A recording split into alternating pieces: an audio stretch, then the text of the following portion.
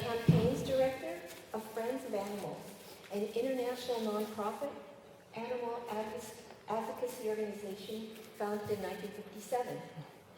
Edita runs Friends of Animals' New York office, leading efforts to ban horse-drawn carriages, challenging the fur trade, and transform policies for urban and suburban wildlife and birds. She works to expose government agencies who kill wild horses, bison, wolves, and others to benefit animal farmers. In addition to vegan advocacy, Edita works on numerous state legislative issues affecting animals in New York and other states. Please welcome Edita. Thank you.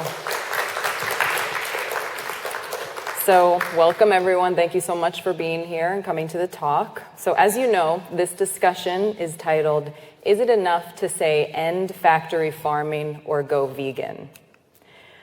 We at Friends of Animals say no.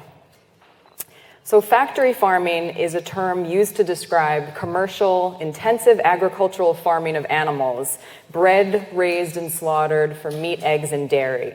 It entails mass amounts of animals intensively confined in overcrowded conditions, given antibiotics, growth hormones, and forced to endure brutal living conditions until they are slaughtered. There is no doubt that factory farming is a nightmare. But small-scale free-range farms thought to be superior are anything but. And if we're asking to end something, what are we asking should replace it? The only answer is a plant-based lifestyle. Unfortunately, many consumers have translated the end factory farming message to equal buy humanely raised, free-range animal products, which we also ironically call happy meat. And compounding the problem is the introduction and hype of lab-grown meat, which I will go into a little more later. So the problem with all of these things is that there is no such thing as humanely raised or humanely slaughtered animal products or ethical lab-grown meat. But the public is being duped into believing there is by profit-driven retailers like Whole Foods. The happy meat market has exploded in the past several years. Fraudulent labels such as humane certified, cage-free, free-range, grass-fed, organic, local, and sustainable delude consumers into believing that if they spend a little more to purchase these products, they can eat cows, chickens, pigs, lambs, turkeys, ducks, eggs, and milk from these so-called idyllic humane farms that treat animals with respect and kindness. And they mistakenly think that they are also helping the environment by doing this. And that's completely wrong. As this slide shows, in actuality, grass or corn-fed animals can produce 50 to 60% more greenhouse gas emissions than their grain-eating counterparts on conventional farms. They can also use more water as their activity level is higher, and they use vastly more land, several acres more per animal. We simply don't have the land available to transition all the animals on factory farms to free-range farms. We would need another planet to do so. And animals also take longer to grow until they're slaughtered on non-conventional farms. So this increases the carbon footprint of each animal by adding more water use, land use, and the immense waste that each animal produces.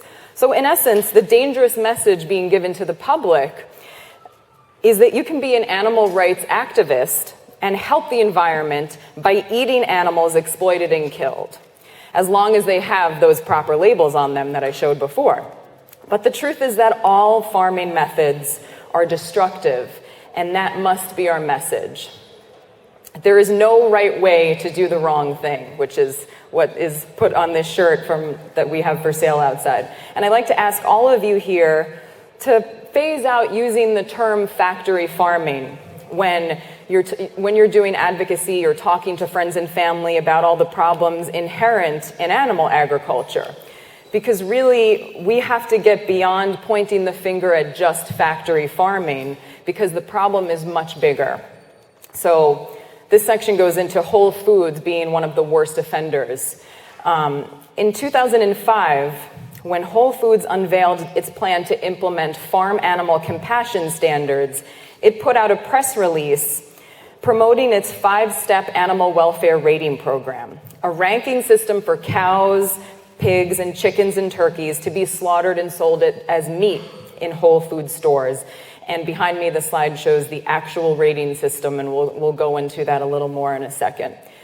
So at the time, FOA was the only animal rights group to protest this scheme. We recognized the danger then in applauding or promoting this, and the destructive impact it could have on consumers and the general public by steering them away from factory farmed meat and animal products and towards humanely raised products. Our stance has always been that all animal farming is the problem, regardless of the size of the farm or the method of how the animals are bred and raised and slaughtered, and that's the message we consistently put out. And the slide behind me is a quote from the president of Friends of Animals, Priscilla Farrell, that was in this press release.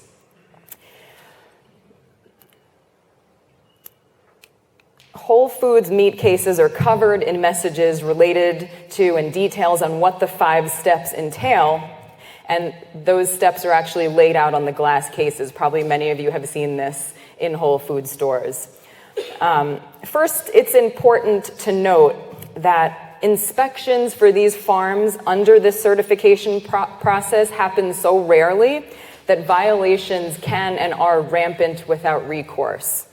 And step 1, as you can see behind, it's virtually meaningless, as it says, quote, no cages, no crates, no crowding, but birds raised and killed by step 1 and 2 level suppliers can be densely crowded into sheds at virtually the same amount as what occurs on a factory farm. And the California-based Humane Farming Association also found that the premature death rates of both birds and piglets under step 1 and 2 suppliers are the same or worse as what occurs on factory farms. In 2015, the group Direct Action Everywhere did an undercover investigation into a step 3 Whole Foods turkey supplier facility that housed up to 17,000 birds in hellish conditions the group captured on film, driving home the sham of these humane farms. And hardly any of the farms qualify under the highest ranking of step 5. So who's behind the Whole Foods marketing sham? Friends of Animals does not believe in regulating the atrocities of animal agriculture. We believe the industry should cease to exist at all. What's unsettling is that the Humane Society of the United States, the country's largest and wealthiest animal welfare group, does. Whole Foods Global Animal Partnership meat labeling program boasts of profiting from over 147 million dead animals every year. And Wayne Pacelli, CEO and president of the Humane Society of the United States, is on the board of directors of the Global Animal Partnership, along with John Mackey, co-founder and CEO of Whole Foods, Leah Garces, USA Director of Compassion and World Farming, and Paul Willis, a manager at Nyman Ranch and an operator of a free-range pork farm, in addition to several others, including more animal farmers. And guess who also happens to be on HSUS's board of directors? That's John Mackey, the CEO of Whole Foods. They were both appointed to each other's boards in 2009, the same year. So, in addition, HSUS has formed a National Agricultural Advisory Council, whose entire purpose is partnering with and promoting animal farmers. In 2014, HSUS sponsored an event in Denver, Colorado called Hoofin' It, and this is the actual promotional graphics for it, which was a direct partnership with the Agriculture Advisory Council.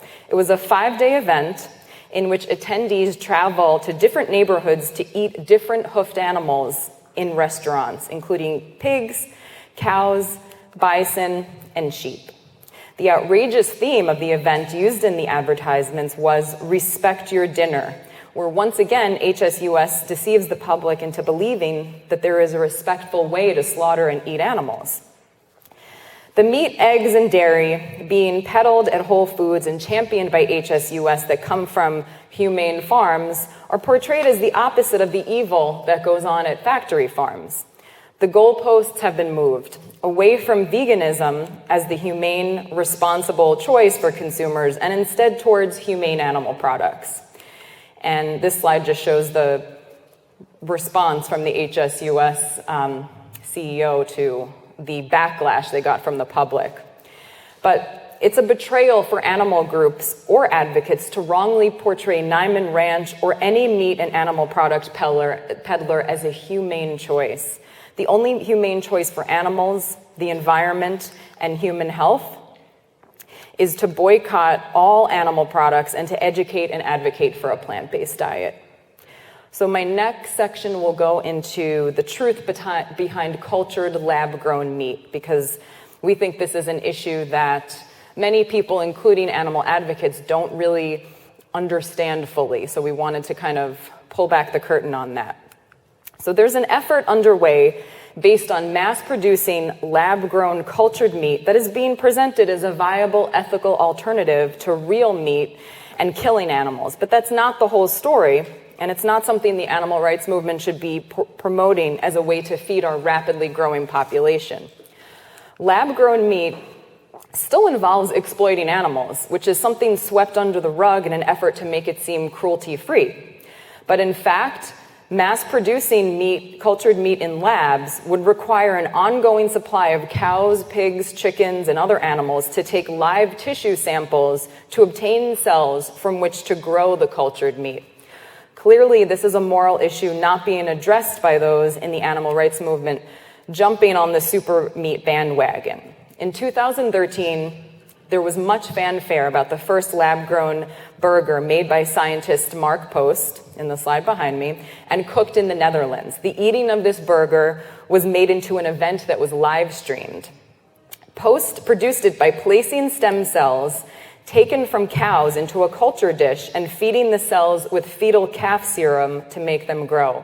And when he produced cultured pork, the scientists extracted cells from the muscles of a live pig and mixed it in with other animal products for the cells to multiply and create muscle tissue. Live animals are being used as sacrificial donors in this process. How can we justify continually using animals for their tissues in order to mass produce lab-grown meat? We don't think we can justify it, and at all. Animal rights is a failure if it means we are constantly seeking less cruel ways to exploit and consume animals. And it's especially absurd to look to finding ways to expand the meat industry by mass-producing animal flesh when the plant kingdom already provides an abundance of food to sustain the human population healthfully, ethically, and sustainably. So the next section of my talk goes into beyond go vegan and that we must treat all wildlife as neighbors. Adopting a plant-based lifestyle not only saves the lives of the doomed animals raised to be eaten and fish in the oceans that are meant to feed marine animals, not humans, it can also prevent wildlife such as wild horses, wild bison, wolves, and coyotes from being managed to extinction. But being vegan is not enough. We need to care about the treatment of all wildlife, whether we live in rural areas where agriculture exists, cities, or suburbs. The world is on the brink of what is being called the sixth great extinction, and animals are disappearing faster than ever before. You'd think that this alarming fact would be on the cover of every magazine and newspaper, but that's not the case.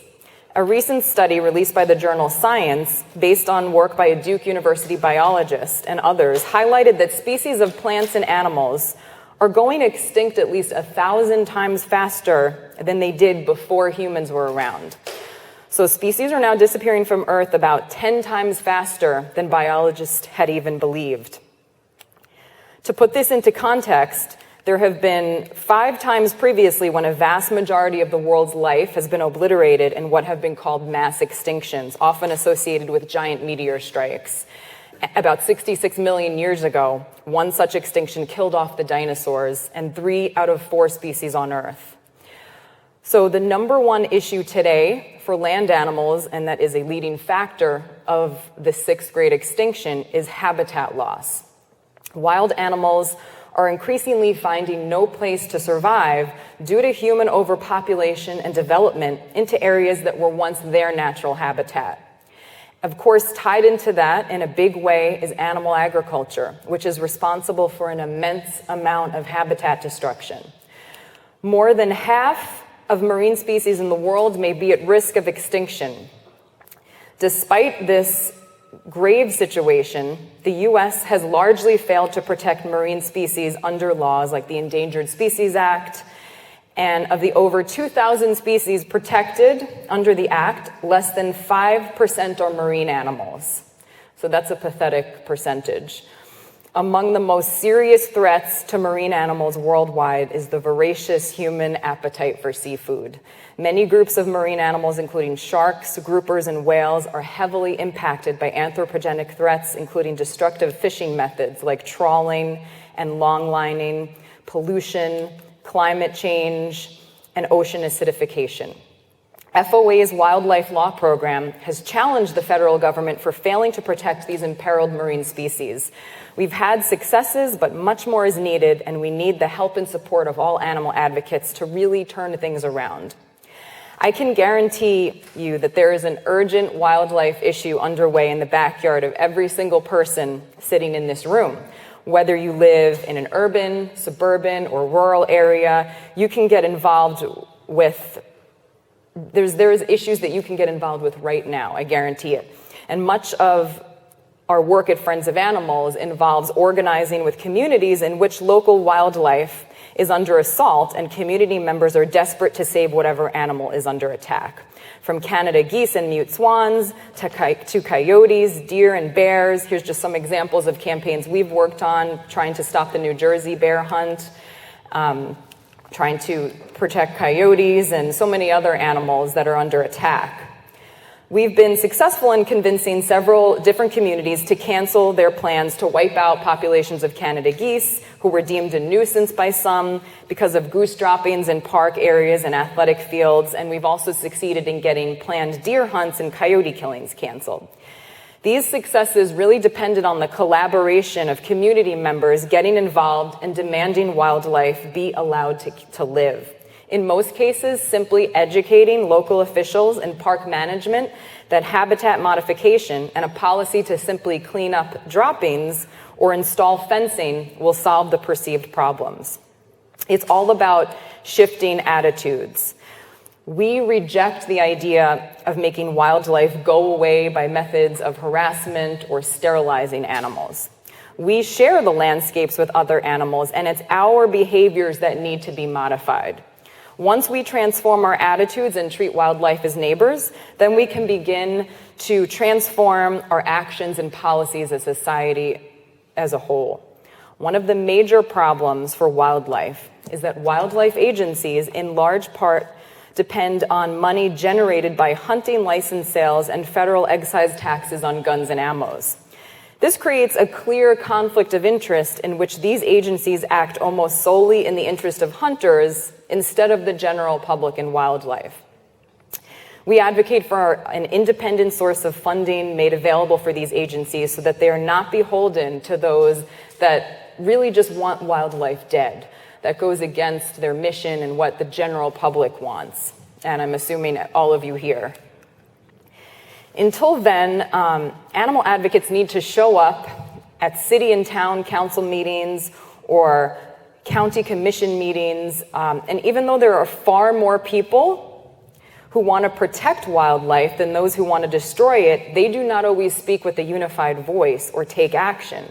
On the contrary, recreational hunting interests have very big mouths, and they often have big lobbyists behind them, like the NRA and other sportsmen's groups who wield a lot of power to politicians.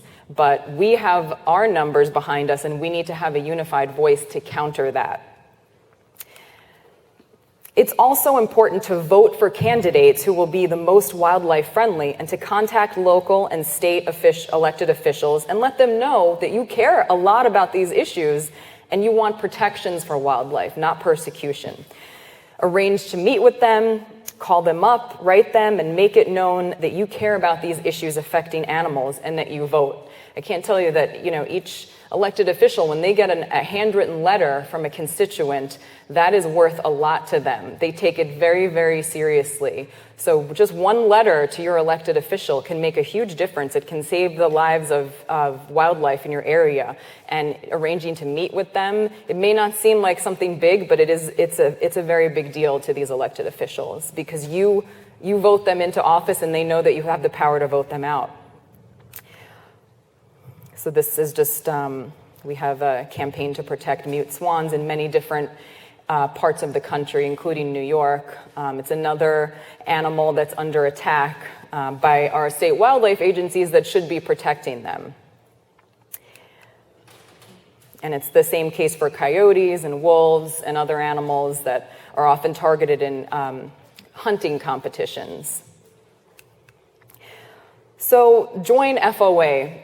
We are making a difference, and we hope that you will support us in our efforts underway to end the war on wildlife. We reject the idea of making wildlife go away by keeping them in small herd areas or limiting their population through killing or forcibly drugging them with fertility control drugs.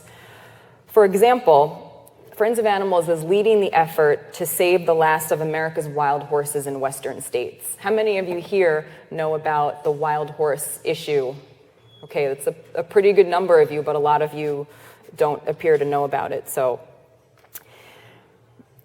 the Bureau of Land Management, BLM, claims that there are excess wild horses and ignores science and instead represents its resentment of wild horses because it's wedded to corporate ranchers whose cattle and sheep are responsible for range degradation. So this is directly tied in to what I was talking about earlier with the free-range farmers and the meat and the products that are sold at Whole Foods. These wild horses are being driven to extinction for those very farmers who sell their meat at Whole Foods. And as the slide shows, there's less than 41,000 wild horses in the United States, and there are millions of cattle and sheep raised for slaughter on our public lands that we pay for, and the horses are being demonized as degrading the land. So it's completely backwards. In the past year and a half, we've halted 4 wild horse destruction maneuvers spanning 4 states by the Bureau of Land Management and U.S. Forest Service in Montana, Nevada, Oregon, and Arizona. We stopped a roundup of the prior mountain herd in Montana and a roundup of and use of the fertility control pesticide PZP on the pine nut herd of Nevada. We've also halted the Forest Service's plans to abolish the Salt River herd of wild horses in Arizona. And most recently, on September 9th, we won a lawsuit against the BLM and prevented Oregon State University veterinarians from conducting gruesome wild mare sterilization research on 225 wild mares, including at least 100 pregnant mares held captive at the BLM's Wild Horse Corral facility in Oregon. BLM withdrew their decision to use the Oregon horses as research subjects for their hideous sterilization surgeries. I mean, imagine the fact that there are so few of these horses left that should be considered an American icon, and our own government agency charged with protecting them wants to sterilize them. I mean, it's criminal.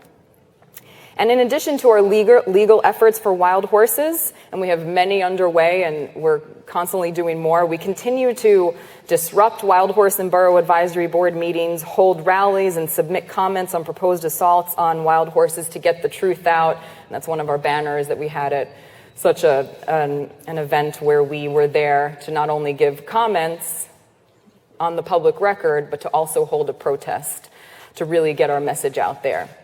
And on a happy note, we've also rescued 3 wild horses, that's them behind me, named Moxie, Bindi, and Comanche, and then they now live at our primate sanctuary in Texas.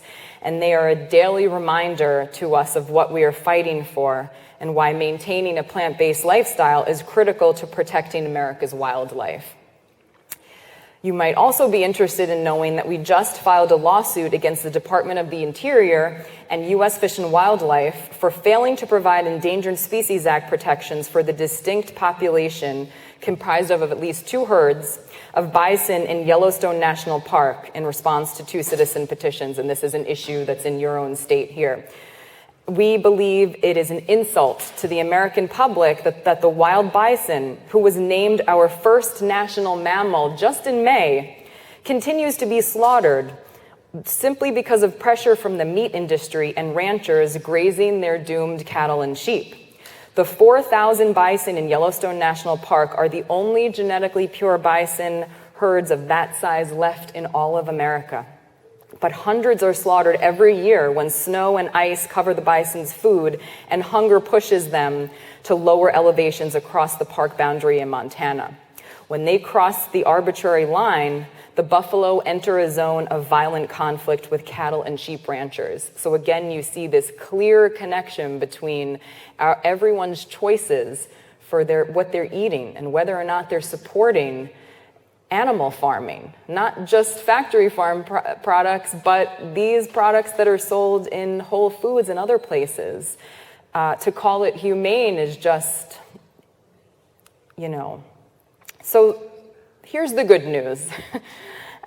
In the past few years, the plant-based meat market has exploded, as probably many of you know, with more companies like Beyond Meat replicating animal protein using things like soy and pea protein to create vegan meat alternatives. And there's just some images of the Beyond Meat burger. This summer, W Magazine's article with the launch of the Impossible Burger, Veggie Burgers Are Officially In the Pop Culture magazine declared that we are now in the, quote, era of vegan eating. Why? Well, in part because famed restaurateur David Chang added an animal-free patty to his menu at the very popular and trendy Momofuku Nishi in New York City. The burger is the product of Impossible Foods, a private company founded in 2011 to replace meat and dairy with plants. The Impossible Burger is the first innovation from the company, which is funded in part by Bill Gates and Google Ventures. And the Impossible Burger has been hugely successful at the restaurant in New York City, and the buzz is continuing to grow. And later this year, the Impossible Burger will appear at other restaurants in San Francisco and Los Angeles, and eventually you'll be able to buy the burger patties in grocery stores. And I know their plan is to have it next to real meat in grocery stores. So that's pretty amazing.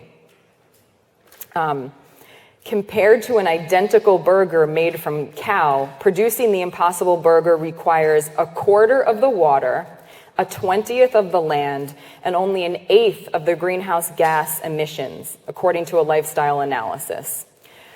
And also we have Northern California-based companies like Hampton Creek and Miyoko's Creamery, who are showing how successful, accessible, mainstream, and delicious plant-based versions of cheese, mayonnaise, cookies, eggs, and other foods can be that were traditionally made from animals. And the vegan restaurant scene is also exploding all over the globe with new plant-based eateries opening all the time. And you can actually come by our table. We produce vegan restaurant guides to San Francisco if you don't already have one, because that's a great resource to give to people who are looking to try new plant-based restaurants and don't know where to go, or even for all of you who just, if you want a handy guide, it lists all of the totally vegetarian and vegan restaurants. And more good news is that major athletes like tennis pro Venus Williams and Novak Djokovic and world championship figure skater Megan Duhamel are touting how a plant-based diet is fueling their success and even endorsing vegan products. Djokovic, who's behind me in the slide, even opened a vegan restaurant in Monte Carlo, where the athlete lives full-time. And Venus Williams recently did a commercial for Silk soy milk, and she promotes her vegan diet in it. So we hope that you will help us spread the message to go beyond end factory farming and go vegan, and help us give a voice to all animals and protect the habitat they need to survive. With your help, we can change course and steer clear of the 6th extinction while taking the wind out of the sails of places like Whole Foods, who profit from lies and animal exploitation. So thank you very much.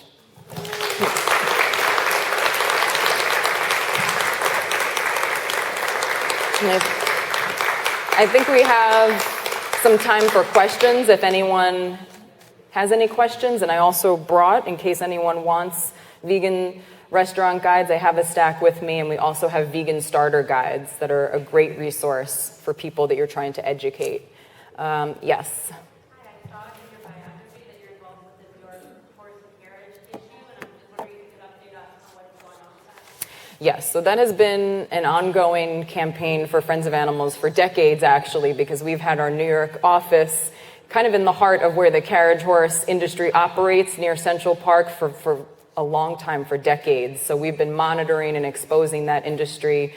And, you know, we had a new mayor take over a few years ago who had as a campaign promise to ban the carriage industry, and unfortunately that didn't happen. It was a very complicated politically. We are still working on that campaign, and we're kind of regrouping with that because there was a bill that we supported, testified. A lot of people came out in support of that bill, but it's a complex issue because of the political backstory of this industry that was so entrenched and favored and politically connected in New York City. And I think, you know, we're going to continue working with the mayor and pushing the ban. And we think it is a matter of time that it has to happen. You know, there's accidents all the time in New York City. You know, we document what these horses go through every day, the insanity of having them in midtown traffic or any urban environment. It was just a disappointment that it didn't happen when we were promised it happening after such a long time, but we're certainly not giving up, and we do expect to succeed with that. It's just going to take a little bit longer, unfortunately. Yes. Yeah, so I like that you say everybody can do grassroots things. So there have been many positive things that have happened when people stop. You know, for example, Canada had to reverse that they're not going to prohibit pit bulls because there was such an outpour. We're going to boycott anything. Right. That was stopped. The BLM was going to mass slaughter 45,000 Mustangs that were in captivity. That got stopped, was all put on hold, and well, actually, for that issue, I think we actually wrote about that and talked about that at Friends of Animals. There was a little confusion about that because it was only the BLM Advisory Board, which is a citizen advisory board, that voted a majority to give the recommendation to the BLM to slaughter the horses. So the BLM actually never made that decision, and I think there was like a lot of hysteria in the public that they thought this meant that the BLM had decided to do this, but they did not. But it was a good thing that there was a backlash from the public. That always helps, and that's part of what we said in the messaging, that we have to realize that we as citizens and individuals collectively, when we have a loud voice and we stand up against this, it does make a big difference. You can see in these examples.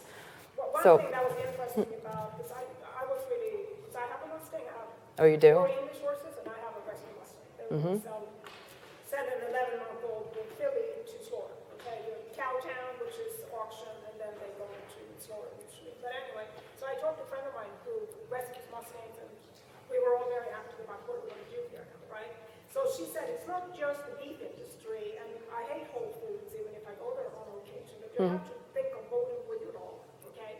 Because they were buying grass-fed beef, which is an unintended consequence. People think it's better for the cow. Right. So they want free grazing, or very cheap grazing on BLM land for the cows. And there's no Whole Foods, so County Co-op, which is a co-op. They said, well, there are a lot of Mustangs out there. Helicopter them. Whole Foods contact the BLM, capture those Mustangs still eating our grass. So Whole Foods was behind. Within a week, they captured 2,700 Mustangs. And it's very sad when you see what the Mustangs, you know, on the hills, and then they're captured, their souls are taken. If they even make it, mares are separated from their foals. My friend said it's not just the beef industry. And by the way, the cattle industry, they don't understand that the BLM land is sprayed with Roundup, which is Monsanto. There are other There are other, there's the energy industry, but it is mainly the cattle and sheep farmers that are behind all of this, and the reason that the BLM, because I've traveled to different Western states and seen the public lands that are empty of almost any wildlife, and then you see thousands of cattle and sheep that are brought in. This is the reverse of what it should be. So that really is the root of it, when these public lands should be sanctuaries for wild horses and other animals that have nowhere else to go. And if we're using them as feedlots, our government is leasing this land at vastly reduced welfare prices to these farmers. That is really the root of the problem, and we're trying to get to the root of that to change that, because the BLM just concocts these absurd appropriate levels of how many horses should be on millions of acres of land. They say you can only have 150 horses. It's just crazy. So we're going through all of this, and that's why we have our wildlife law program, filing lawsuits and submitting comments, and we have had successes, as I've said, but there's a lot more. Questions over here, okay, too. yeah. I just had two Okay. questions, if I could. Yeah. The first one is that my understanding is that they couldn't slaughter horses in the United States, and that's why they were sending them to Mexico. And Canada, yeah. No, please, Yeah. let Yeah. And so then President Obama passed legislation that the horses could be slaughtered in the United States. So I wanted to ask you about that. What is happening? Yeah. We're being taken to Mexico. Yeah, okay. But are they being slaughtered now? Well, the way it is that there was a law passed that could happen, but then there was other legislation that took away the funding for those slaughterhouses. So you cannot slaughter horses for human consumption, but there are slaughterhouses that slaughter horses. It's just that the meat goes to like sanctuaries to feed cats. There's one in New Jersey that we think that many of the New York City carriage horses are sent there when they're no longer of use. So horses still can be slaughtered in the United States, just not for human consumption. So those are not allowed to operate. So they are shipped to Mexico and Canada to be slaughtered. That's what happens. And even horses that were rounded up off of, wild horses have been sent to slaughter in Mexico and Canada. So this happens with former carriage horses, race horses, all horses that are exploited in these industries. They are just thrown away like garbage, and they're not worth anything, so they do end up in Mexico or Canadian slaughterhouses. Is that, you had a second? Okay. My second question was, I recently heard something, and it's not about horses, it's about safari animals. Right. That a lot of times the animal sanctuaries are the ones that fund the hunts, to have the rich dickheads come in and hunt the animals, so that money from getting their animals that they're protecting can help fund the sanctuary. Is that true? Because I heard that is a rampant practice going on a lot in Africa. So sanctuaries that have like that are lions and protecting the animals, that they fund their sanctuaries by bringing people in to hunt. so you're talking about sanctuaries in Africa. Well, I think in Africa. I think that I don't know for certain which sanctuaries might do that, but I think that it's definitely possible that There's trophy hunting Yeah. in Africa. And right. But Canada. Right, trophy hunting. sanctuary. Yeah. Trophy hunting. Is that what you mean? Or I think are you asking about sanctuaries or places where people go to hunt the animals on the land? That the canned hunts Oh, and the trophy right. hunts, Are fun. that the money goes to fund actual animal sanctuaries. I haven't heard that, so I could look into that, but I haven't heard that. But we actually do work on the trophy hunting issue, and we have legislation called Cecil's Law that we drafted in New York, and there's a bill in Connecticut, and it would basically prevent American hunters from bringing back animals that they killed in Africa into the country. So we really feel it's a very important way to stop trophy hunting. So that's I think there's one more question. Yeah. Oh, okay. Yes. Okay, yeah. Hi. Has your organization considered doing a national campaign showing the link between animal farming for human consumption and global warming? I think that I went into that in my talk, actually. Yeah. Because But I mean, that's the focus of your theme. Right. Right, because I. You mean a national campaign? Yeah, about, national well, campaign. I think No advertising like that. I think it's something that we've been talking about more the past few years, and that we're focusing on more. And part of that is doing these talks. And I think Data and the statistics really show. it's really overwhelming. Yes. So I think, And consumers don't know it. yeah, and I think the environmental issues are becoming more aware in the collective conscious, and people, it's because it's such a drastic situation with more and more, that you can't deny the climate change is real and the effects. So it is something that we do plan to focus on more and make all these points together, and it all comes back to connecting it to a vegan diet as being the best for the environment and the way to kind of slow down or reverse these things, because we've already created so much damage. So we kind of think that going to the root of that is focusing on helping people evolve and transition to a vegan diet. I think, yes. You listed a long list of terrible problems with one straightforward solution, right? So stop exploiting animals, Right. and that's fine. I'm down with that. But I talk to people who say, I'm not prepared to make this drastic change. I'd rather take some smaller steps, nip away at the low-hanging fruit of the problem tree. And Right. are there any, is there any one, like grass-fed beef, from what I've heard, sounds like just stop eating red meat, switch to other forms of animal protein if you just can't give it up. Is that, I mean, I'm looking like I'm going to get lynched for asking. No, I mean, I would say, if someone is going to give the argument that they just cannot, for whatever reason, completely give up whatever animal products, then can tell them, well, just keep lessening it and try these other alternatives that I just listed. There are these unbelievably realistic plant-based meats, like there's so many companies now that have billions in investments because this is the future of food. We know that we can't continue raising billions of animals and slaughtering them. So when we have the ability to replicate the exact texture and flavor of meats, that's less of a justification for people to keep eating it. If it is about that, just people not being willing to give up those exact tastes, then I think that can be the answer. Or having them, certainly I would never give the message that, eat free range or any of those things, because those have other problems, the whole wildlife being wiped out as a result. So I don't think we can ever say that promoting any form of animal farming is good. If someone isn't ready to completely give it up, then they can take more gradual steps. Everybody is different. Not everyone can switch overnight to a completely different diet. But I think it's up to us as friends or family to help guide them on that path.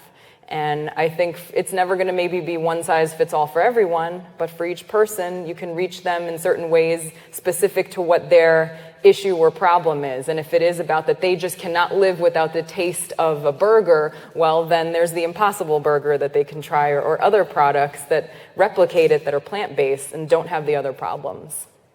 So I hope that answers that question. Yes. What's the downside of the pasture-raised eggs?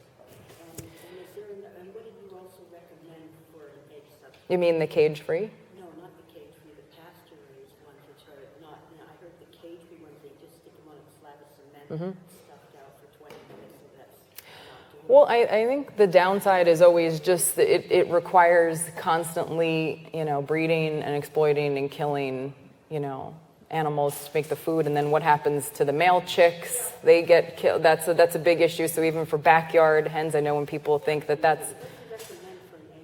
I think like tofu scramble has been around forever. That's one great thing that can be replicated. There is a new product called the vegan egg that has just come out that is a pretty good egg replica. Yeah, you can use it in baking. If you're looking for but for baking, there's so many that you don't really even need an exact egg replacement. You can use flaxseed. There's so many other ways for baking that you don't need eggs, but if someone wants something replicating scrambled eggs, I think scrambled tofu is one. There are new products. Hampton Creek, which is a San Francisco-based company, for the past few years has been working on creating a vegan egg that's going to kind of compete with the pourable egg whites. So it's just meant to be scrambled. So I think alternatives like that for people that are newer to this, if it's readily available and easy and tastes just as good and realistic to a regular egg, then that can help draw people in, and they see they don't need to rely on that. And then maybe eventually they won't need to find a replacement that tastes just like that. Yes, the vegan egg. I just said that before. I have tried that. It comes in a box that kind of looks like an egg carton, and then it's a powder. So you just whisk it with water, and then it kind of comes to like a batter, and then you just either scramble it or you make an omelet out of it. I think most people seem to think it's pretty good. I think it tastes pretty similar to the texture of an egg. And that I know I've seen it available in a lot of health food stores or online. You could just look up the vegan egg. I think there's... Oh, right. Yeah, there's a table selling the vegan egg if anyone wants to check it out. And I know it's actually it's an algae-based product, which is interesting. So yeah, they are selling that here. And we have vegan cookbooks for sale at our table. I hope you'll all come by our table and check out what we have, pick up some restaurant guides. We have a lot of information and merchandise and all kinds of info. So I think, I see one more question. I'm just a little nervous. Oh, don't worry. What? Big business, a vegan, I'm a little nervous with that. Okay. Many of us have been Oh my, whoa. for a long time, and I'm hearing more and more about these companies and factories manufacturing all of these foods that are being recommended to people who don't eat meat. Right. And I don't see how that's sustainable for the world. There are cultures that for hundreds of years haven't eaten meat without all of these Right. Yeah. vegetarian products. Mm-hmm. And I'm just a little nervous of that once there's a profit motive. I don't, even with the tofu, that, you could say, but a lot of it is genetically engineered and that kind of stuff. And I don't want vegetarians and vegans to be looked at as the new frontier for profit making. So I'm just a little nervous with the advocacy of these factory-made food replacements. Right. The earth is not sufficient. No. I mean, that's why in my talk I said that, I think we just mention these things because I think it is important that companies are investing in this as the future of food in terms of how it's not sustainable, even if they're not necessarily thinking of the animal welfare issue, but that, we have different kinds of consumers that are going to demand different things, and some people will want these meat replacements. Not everyone will. You can be, you never have to eat them or support them personally, but I think to have the alternative for the people who otherwise wouldn't perhaps give up the meat or dairy or cheese, I think it is important for that segment of the population because there's so many different tastes and, desires that consumers have. So I think I see where you're coming from with that fear, but I think it's kind of already, the train is already going that way, and I think these companies see this as, in terms of sustainability, that this is the future of food, and they have to transition. So I think I can see both sides of it, but I definitely think I see the positive in that we're providing alternatives, and, yeah. Well, I think advocacy of whole food, Yeah. plant-based diet, Yes. that's organic, preferably, then that means you're away from all the processes. Right.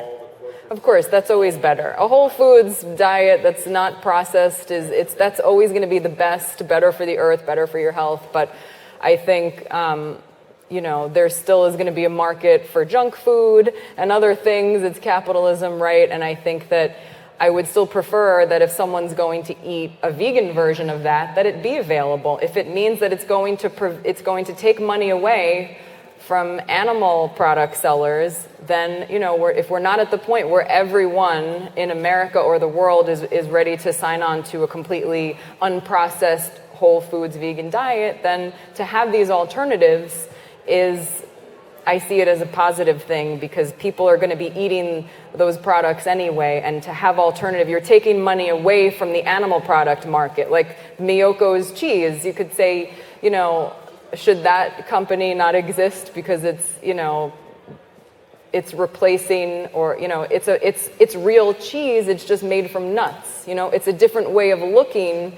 at these foods. We've only had a very narrow idea of what meat or cheese or dairy can be, but if we can create plant-based versions of these things, then that creates a whole new world for the way people view food and what their options are for eating.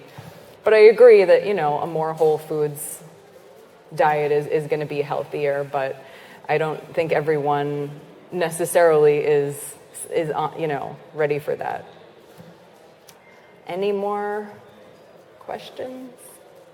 Okay, I guess that's it. Thank you, everyone.